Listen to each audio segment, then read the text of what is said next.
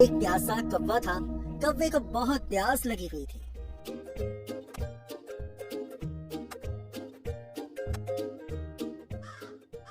हाय, थोड़ा पानी मिल जाए तो अच्छा रहेगा। वो पानी की तलाश में इधर उधर उड़ रहा था, मगर उसको कहीं भी पानी ना मिला। आखिरकार वो एक बाग में पहुंचा। वहां उसने पानी का एक घड़ा देखा। खुदा का शुक्र है, मुझे घड़ा नजर आया। कौवा बहुत खुश हुआ।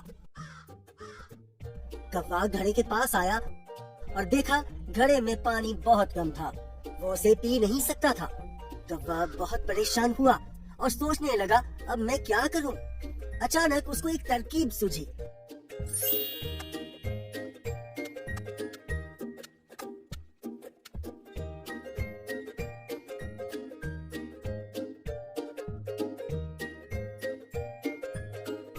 पास ही कंकरियां पड़ी थीं।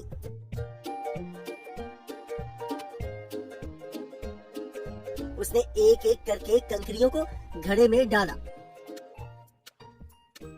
और इस तरह पानी ऊपर आ गया। कौवे ने पानी पिया और उड़ गया। नतीजा शेयर करें और हमारे चैनल को सब्सक्राइब करें। शुक्रिया।